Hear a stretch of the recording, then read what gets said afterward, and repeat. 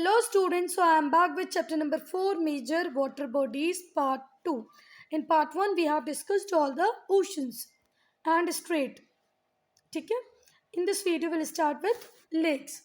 Lakes are small bodies of water which are surrounded by land on all sides. Lakes वो small water bodies होती हैं बच्चा, जिसके चारों ओर फिर क्या होगी, ज़मीन होगी, लैंड होगी. Small water body which is surrounded by land from all sides, like Lake Balkash, lake Baikal are example of lake. ठीक है, अब मैं आपको दिखाना चाहूँगी बच्चा एक फोटो के थ्रू कि कैसे ये स्मॉल बॉडीज़ होती है और कैसे इनको लैंड सराउंड करता है. और स्पेशली मैं आपको क्या दिखा रही हूँ, lake Balkhash. What you will see in the next slide, lake बलकाश.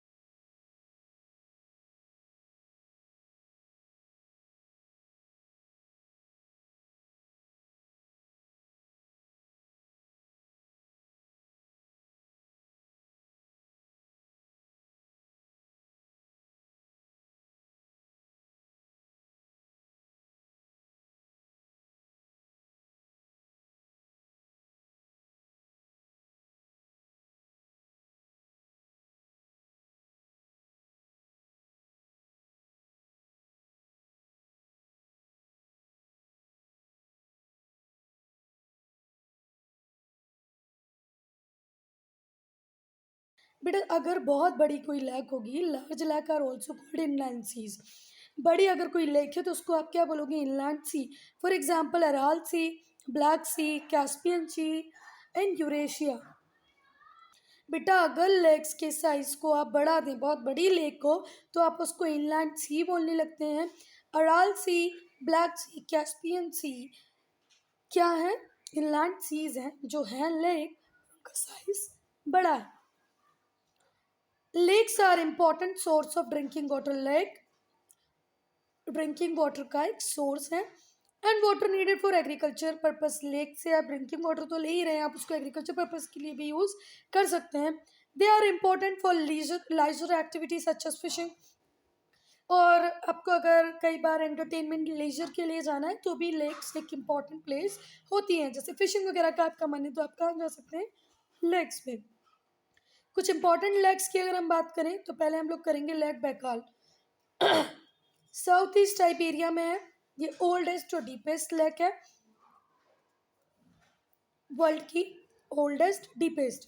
It contains 20% of world total unfrozen fresh water reserve. Do remember, lake Baikal में 20% वाटर है वर्ल्ड के जो टोटल अनफ्रोजन फ्रेश वाटर है. I am not talking about saline water, वो तो आपको ocean में मिलेगा. हम बात कर रहे हैं अनफ्रोजन फ्रेश वाटर.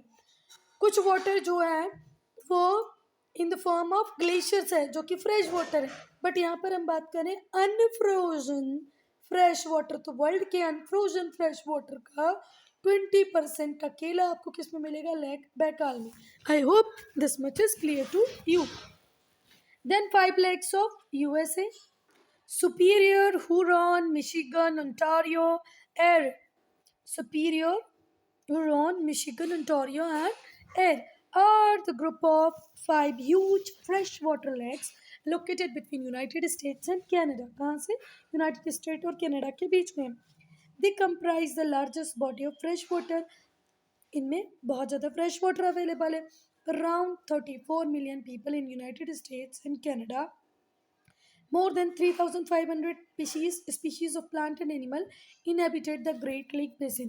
अब अच्छा देखो, जो 5 ग्रेट लेक्स हैं जिनका नाम है superior, Huron, Michigan, Ontario, array, ये फ्रेश वाटर का रिसोर्स है. Not only human being dependent on it, but also various species of plants and animals are also dependent on whom, these 5 lakes. And these species are not 2, 3, 4 or in hundreds, 3,500 species of plant and animal More than 3,500 species of plant and animal, plus 34 million people are dependent on these lakes. These lakes serves as popular recreation spots for boating, fishing and other recreational activities. बच्चा ये जो lakes हैं ये आपको boating की, fishing की, other recreational activity भी provide कराती हैं और ट्रांसपोर्टेशन के लिए इम्पॉर्टेंट चैनल प्रोवाइड करती हैं। आप गुड्स को इजीली इन लेक्स के थ्रू ट्रांसपोर्ट कर सकते हैं।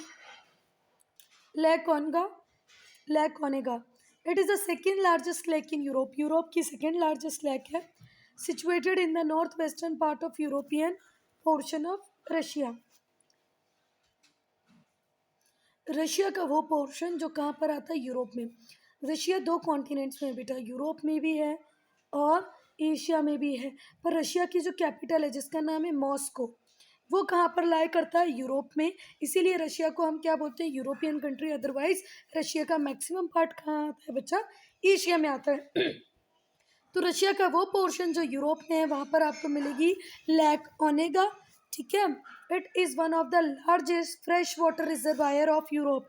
यूरोप के अगर हम फ्रेश वाटर रिजर्वायर की बात करें, we are not talking about saline water, हम सलाइन वाटर की बात नहीं कर रहे हैं। तो ये जो लेक है, lake Onega is one of them. Lake Titicaca is large deep lake in Andes mountain bordering Bolivia and पेरो। जो लेक टिटिकाका है वो डीप भी है और कहाँ पर है, एंडीज माउंटेन्स में है, मतलब कहाँ पर है, साउथ अमेरिका में है। इसको बॉर्डर करती है Bolivia and Peru. It is the largest lake in South America. South America की सबसे बड़ी लेक है lake Titicaca in terms of volume of water and surface area. Surface area और वॉल्यूम की अगर हम बात करें तो साउथ अमेरिका की सबसे बड़ी लेक है lake Titicaca. Then lake Victoria, lake Victoria है अफ्रीका में। It is the main reservoir of the Nile river. Nile river का मेन रिजर्वायर है लेक विक्टोरिया। कहाँ पर है बच्चा, अफ्रीका में है। It lies mainly in Tanzania and Uganda. कहाँ पर है ये, Tanzania Uganda, but bordering on Kenya. Kenya से भी बॉर्डर बनाती है, पर अगर हम बेसिक इसकी लोकेशन की बात करें तो कहाँ है, तंजानिया और युगांडा, ठीक है। और किसका रिजर्वायर है ये, नाइल रिवर का, ठीक है। Next Chilka lake. Chilka lake, Chilika lake is the salt water lake in the state of Orissa, ठीक है। इंडिया के ईस्टर्न पार्ट में आपको एक स्टेट मिलेगा जिसका नाम है ओडिशा, ठीक है। वहाँ पर आपको मिलेगी चिल्का लेक। बच्चा ये फ्रेश वाटर लेक नहीं है, ये सॉल्ट वाटर लेक है। In winter it become the largest ground for migratory bird. बेटा जब विंटर्स आती हैं तो ये माइग्रेटरी बर्ड के लिए एक बहुत बड़ा ग्राउंड बन जाती है, home ground. It and is home to number of threatened species of plant and animal. और बहुत सारे प्लांट्स एंड एनिमल यहाँ पर ऐसे हैं जो थ्रेटेंड हैं, जो थोड़े टाइम बाद हो सकता है कि ख़त्म हो जाए। चिलिका लेक इंडिया की पहली लेक की बात हुई जो कहाँ पर है, Orissa. Now rivers which you are very much familiar.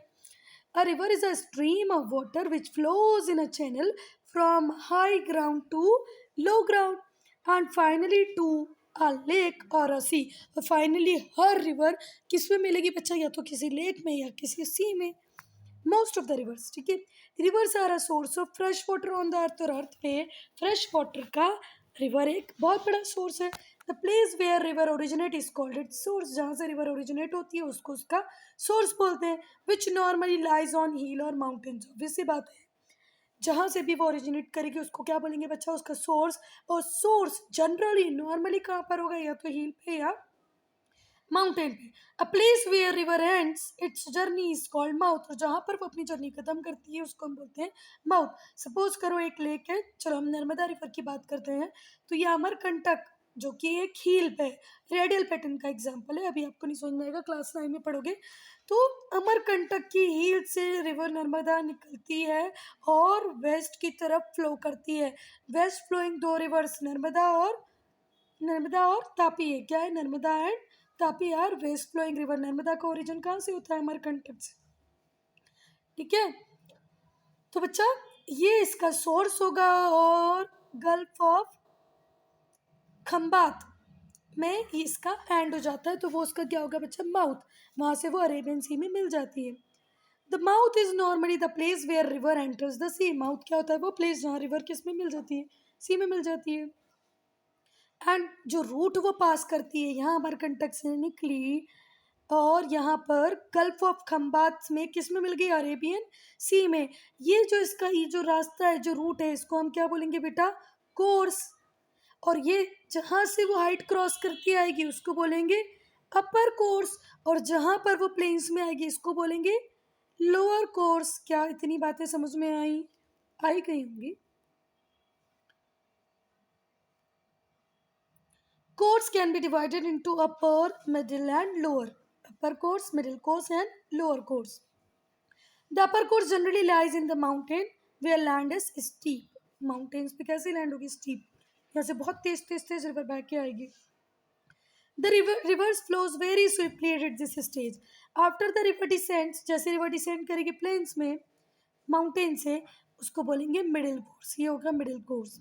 The speed of its flow decreases considerably as it flows through the area that have gentler slopes. ठीक है। उसके बाद में जो लोअर कोर्स होगा वो उसके माउथ के पास में होगा, जहाँ पर वो सी में मिलने वाली होगी उसके पास जो प्लेस होगी उसको आप क्या बोलोगे? Lower course. ठीक है। Where the slope is negligible, जहाँ स्लोप तो होगा ही नहीं, बिल्कुल कम होगा। ठीक है। चलो अब हम बात करें तो ये है माउंटेन, यहाँ से एक रिवर का ओरिजिनेट हो रहा है, तो ये इसका अपर कोर्स होगा। जहाँ प्लेन्स में है ये मिडिल है, और जहाँ वो सी में मिलने वाली है ये इसका लोअर कोर्स है। ठीक है। The river Nile in Africa as 6695 kilometre 6695 kilometre in length, and that is why it is called longest river. क्या लेंथ है बच्चा? नाइल रिवर की लेंथ कर लें 6695 kilometre, 6695 kilometre, and it is the longest river of the world. It flow out into the Mediterranean sea. किस में flow करके out होती है बच्चा? वो Mediterranean sea. The Amazon is 6640 kilometre in length, और अमेजोन रिवर की लेंथ कितनी है? 6640। ठीक है। Flows through south America and is the second longest river in the world. World की फर्स्ट लॉन्गेस्ट रिवर है नाइल, सेकेंड लॉन्गेस्ट है विच? Amazon river. ठीक है। पर अगर हम बच्चा वॉल्यूम की बात करें, वॉल्यूम ऑफ वाटर की बात करें, तो वॉल्यूम ऑफ वाटर नाइल से भी ज़्यादा किस में मिलेगा आपको? अमेजोन रिवर में। सो स्टूडेंट्स, लेंथ तो किस रिवर की ज़्यादा है? नाइल रिवर की ज़्यादा है बच्चा। पर जब हम वाटर के वॉल्यूम की बात करते हैं तो वॉल्यूम अमेजोन रिवर का ज़्यादा है। भले ही लेंथ कम है, पर हाँ, वर्ल्ड की लॉन्गेस्ट रिवर तो कहाँ नहीं रहेगी बच्चा? नाइल ही रहेगी। Other important rivers in USA are Mississippi, Rhine, Danube in Europe, Ganga in India. Ganga कहाँ पर है बच्चा? इंडिया में है। साउथ अमेरिका में अमेजोन है, अफ्रीका में नाइल है। Nile in Africa, Amazon in South America, Mississippi in USA. ठीक है। और हम कॉन्टिनेंट की बात करें तो North America, Rhine, Danube Europe, और गंगा इंडिया में, एशिया में। ठीक है। कुछ इंपॉर्टेंट रिवर्स हम पढ़ेंगे। मैकेंजी रिवर, मैकेंजी कनाडा की लार्जेस्ट रिवर है। Largest longest river of Canada is Mackenzie. St. Lawrence River is a large river located in middle altitude of North America. North America मतलब middle altitude पे जो large river है उसका नाम है St. Lawrence River. It flows in roughly north easterly direction, connecting the Great Lake with Atlantic Ocean. Great Lake को Atlantic Ocean से connect करती है. Rhine. Rhine is one of the longest and most important river of Europe. Rhine Europe की बहुत important river है बच्चा। It flows through 6 European country, 6 European country से flow करती है, और इसका जो सोर्स है वो एल्प माउंटेन्स है। एल्प माउंटेन स्विट्जरलैंड इसका सोर्स है। ठीक है। दानूब, दानूब भी यूरोप की सेकेंड लॉन्गेस्ट रिवर है। ठीक है। It is located in central and eastern Europe. कहाँ लोकेटेड है बेटा? सेंट्रल और यूरोपियन ईस्टर्न यूरोप में है। It flows through along the borders of 10 European countries. Danube 10 European countries को बॉर्डर को कवर करता है, प्लस राइन किसको? 6 यूरोपियन कंट्रीज को, और दोनों ही यूरोप की हैं, राइन एंड दानूब। अगर हम इंडस रिवर की बात करें, it's a major south flowing river in south Asia. South Asia में साउथ की तरफ फ्लो करने वाली है river Indus. It was cradle of Indus valley civilization. Harappan civilization जिसके अंदर आप मोहनजोदड़ो पढ़ते हो, आप सब लोगों ने अपनी क्लास 6 में पढ़ा होगा ना, Harappa, Mohenjodaro, Indus valley civilization. तो इंडस वैली सिविलाइजेशन का क्रेडल, क्रेडल बोले तो पालना, पालना मतलब चूल्हा, वो कौन है? रिवर इंडस है। ये साउथ फ्लोइंग रिवर है साउथ ईस्ट एशिया की। Ganga, Ganga is the most important river of India. India की बहुत बहुत ही ज़्यादा इंपॉर्टेंट रिवर है गंगा। इसका सोर्स हिमालय है। हिमालय से ओरिजिनेट होके बहुत सारे स्टेट को क्रॉस करके फिर ये कहाँ पहुँचती है? बांग्लादेश। बांग्लादेश में पहुँचने के बाद ये इसका जो माउथ है वो क्या है? Bay of Bengal. Then Huang He, Huang He river is also known as yellow river. अभी हुआंग से समझ में आ रहा होगा तुमको कि ये कहाँ की रिवर है बेटा? चाइना की। Main river of northern China, east central and eastern Asia. The river is believe to be cradle of Chinese civilization. और जो हुआंगो रिवर है उस रिवर को हम क्रेडल ऑफ चाइनीज सिविलाइजेशन बोलते हैं। ये भी आपने आपकी क्लास 6 में पढ़ा होगा। Cradle of Indus valley civilization Indus, cradle of Chinese civilization Huangho river. Yangtze, Yangtze river भी कहाँ पर है बच्चा? चाइना में है। ये लॉन्गेस्ट रिवर है एशिया की और थर्ड लार्जेस्ट है वर्ल्ड की। If somebody ask you longest river of the world, what will you से? Nile. If somebody asks you longest river of Asia, what will you say? Yes. If somebody asks you second longest river of the world, Amazon. And third largest river of the world, Yangtze. Ob River. It is also called Obi. It's an important river in western Siberia. The more river is Australia's longest river. Murray river क्या है? Australia की सबसे longest river है and rises in Australian Alps. और इसका origin कहाँ पर हुआ है? ऑस्ट्रेलियन एल्प में। ठीक है। Murray rivers is Australian longest river. Australia की longest river Murray river. Do remember Australian longest river is Murray river, rises in Australian Alps. कहाँ से ओरिजिन है? ऑस्ट्रेलिया के एल्प माउंटेन से इसका ओरिजिन है। Now importance of river. The river valley and plain provide fertile soil for crop or for cultivation. ठीक है। आप जितने भी रिवर बैंक्स को देखेंगे, रिवर प्लेन्स को देखेंगे, वहाँ पर आपको फर्टाइल सॉइल मिलेगी जहाँ बम्पर एग्रीकल्चर प्रोडक्शन होता है। River water is used for human animal consumption. Human consumption के लिए, एनिमल कंजम्पशन के लिए किसका यूज़ हो रहा है? रिवर वाटर का यूज़ हो रहा है। And river is providing, can be river providing water supply to large settlement। आज जो बड़ी बड़ी टाउनशिप बन रही है वहां पर भी किसका वाटर सप्लाई होता है बच्चों? रिवर वाटर सप्लाई होता है। River provide means of transport to carry human and goods from one place to another, thus facilitate trade. Trade को भी फैसिलिटेट करने का काम करती है रिवर। ठीक है। तो रिवर ट्रांसपोर्ट के लिए भी हमारी हेल्प करती है। One place to another, human जा सकते हैं, गुड्स जा सकते हैं, ट्रेड हो सकता है। River water is an important source of energy. River water क्या है? इंपॉर्टेंट सोर्स है एनर्जी का। It is use to power hydroelectric plants and help in generation of electricity. River water एक इम्पॉर्टेंट सोर्स है energy का बच्चा। उस energy, river water की एनर्जी को आप हाइड्रो इलेक्ट्रिसिटी में कन्वर्ट कर सकते हैं। और हाइड्रो इलेक्ट्रिसिटी क्या होती है? वो इलेक्ट्रिसिटी जो वाटर की हेल्प से प्रोड्यूस हो उसको आप क्या बोलोगे? Hydro electricity.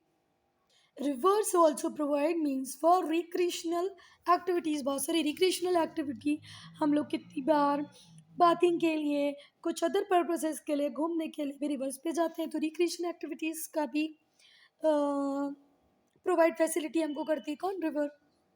Pollution in water bodies. Pollution आज एक बिगेस्ट थ्रेट बन गया है बच्चों। हर जगह हर टाइप का पोल्यूशन आपको मिल जाएगा, जिसमें कि वाटर पोल्यूशन तो सबसे डेंजरस है because we are not able to survive without water. और आप वाटर को पोल्यूट कर दोगे, उसी पोल्यूटेड वाटर को अगर पियोगे तो सोचो क्या होगा। Almost all human activities generate waste causing pollution. हम जो भी एक्टिविटी करेंगे कहीं ना कहीं पोल्यूशन जनरेट तो करेंगे। Water pollution is a type of pollution which occur when harmful waste is discharge into water bodies. Water pollution भी ए पोल्यूशन का एक टाइप है जहाँ पर आप वेस्ट हार्मफुल प्रोडक्ट को कहाँ डिस्चार्ज कर देते हो? वाटर बॉडी में। It affects all forms of water resource on earth, ocean, seas, river and lakes. It affect all forms of water. अच्छा, हमारे हिंदुइज्म में तो अलग ही बात है, अलग ही लेवल पे हम लोग पोल्यूशन फैलाते हैं। कोई भी फेस्टिवल हो, अमावस्या हो, पूर्णिमा हो, आप आपके पाप रिवर वाटर में धो सकते हो। ये भी कहाँ लिखा है बच्चा? बस आप पाप नहीं धुलते, आपके पानी जरूर गंदा हो जाता है, जो हम हर बार कर रहे हैं। भले वो कुंभ की बात करें, भले ही हम अमावस्या की बात करें, पूर्णिमा की बात करें, तो ये हम गलत करते हैं बेटा। फ्रेश वाटर का सोर्स रिवर हमको वाटर सप्लाई करता है, ड्रिंकिंग वाटर, हम उसी में जाके नहा लेते हैं, ये गलत बात है। It affects all forms of water resources, ocean, seas, rivers and lakes. Causes of water pollution. अब वाटर पोल्यूशन के कॉजेज क्या हैं? हमारे household, industries and surface runoff. Household से निकलने वाला वेस्ट, इंडस्ट्री से निकलने वाला वेस्ट, सरफेस रन ऑफ, ये वाटर पोल्यूशन का मेन रीजन है, which affect human as well as the organism which is living in water. Liquid waste from thermal power plants, it increases the dissolved oxygen content of river water, ठीक है, leading to sudden rise in microbe pollution. बेटा liquid waste from जो thermal power plants होते हैं, उनका जो liquid waste होता है वो क्या कर देता है? डिजॉल्व ऑक्सीजन के लेवल को बढ़ा देता है, जिससे माइक्रोब बढ़ जाते हैं। This in turn reduces the level of oxygen, और माइक्रोब के बढ़ने पे ऑक्सीजन का लेवल कम हो जाता है। सो ऑक्सीजन के बैलेंस को बिगाड़ने का काम करते हैं थर्मल पावर प्लांट्स। पहले ऑक्सीजन को बढ़ा देते हैं, माइक्रोब बढ़ जाते हैं, ऑक्सीजन का लेवल कम कर देते हैं। Surface run of. बच्चा सरफेस रन ऑफ का मतलब क्या है? कि यहाँ पर एक प्लॉट है लैंड का, यहाँ पर एक प्लॉट है लैंड का, यहाँ पर मैंने बहुत सारे फर्टिलाइजर्स डाल रखे हैं, यहाँ पे मैंने पेस्टिसाइड्स डाल रखे हैं अपने एग्रीकल्चर फील्ड में, विडीसाइड डाल रखा है। बच्चों जब बारिश का पानी होगा तो ये फर्टिलाइजर, पेस्टिसाइड, विडीसाइड आके किस में मिल जाएंगे? वाटर बॉडीज में। और कई प्लेसेस पे हम लोग ये भी देखते हैं कि ओपन ड्रेनेज सिस्टम होता है, तो ओपन ड्रेनेज सिस्टम का भी जो वेस्ट मटेरियल है वो भी किस में मिल जाता है? सरफेस रन ऑफ में, और अल्टीमेटली हमारे फ्रेश क्लीन ड्रिंकिंग वाटर को ख़त्म कर देता है। Untreated liquid waste. Untreated liquid waste from kitchen and toilet is often discharged into river. Yes बेटा, this is the basic problem कि हम लोग जो टॉयलेट वेस्ट है या जो अनट्रीटेड लिक्विड वेस्ट है, लिक्विड वेस्ट भले वो टॉयलेट का हो, किचन का, उसको कोई प्रॉपर ट्रीटमेंट नहीं देते, डायरेक्ट उसको डंप कर देते हैं रिवर में। This exposes people who use river water to disease such as typhoid, cholera, amoebic dysentery. अब अच्छा, अगर आपने बिना ट्रीटमेंट किए अपने टॉयलेट का वेस्ट, किचन वेस्ट कहाँ पर डंप कर दिया है? रिवर्स में। अब वो रिवर वाटर जो भी लोग ड्रिंक करेंगे उनको टाइफाइड, कोलेरा और अमेबिक डिसेंट्री हो जाएगी। One more problem is there, that is oil spill. Oil spill occur when crude oil while being transported from one country to another। Oil जब एक कंट्री से दूसरी कंट्री में हम लोग सेंड करते हैं, ट्रांसपोर्ट करते हैं, तो कहीं ना कहीं से लीक हो जाता है, और ये लीक होके क्या करता है? ऑयल का लीक हो जाता है, तो ये वाटर के ऊपर जमने लग जाता है। It could happen due to variety of reason such as accident, natural hazard, hurricane, कभी हरिकेन आ जाए, कभी कोई और नेचुरल एक्सीडेंट हो जाए जिससे वो ऑयल स्पिन होने लगता है। वो स्पिल होगा, फैलेगा तो कहाँ पर? पानी में। Which causes oil tankers to turn upside down, causing oil they were carrying to spill. Oil spill हो गया। ऑयल स्पिल बहुत हार्मफुल है बच्चा, फिश के लिए, बर्ड्स के लिए, एनिमल जो ओशन और सीज पे डिपेंड करते हैं। For example feathers of bird get covered in oil, they end up getting poisoned while trying to clean themselves। जैसे जैसे वो अपने आप को क्लीन करते जाएंगे वैसे वैसे वो और ज़्यादा परेशान होंगे और एट एंड मर जाएंगे, ठीक है। Oil spill are very harmful for fish and other birds, animal dependent on ocean and sea life. So student, this is the end of the video. If you have any suggestion for improvement, do write in comment section.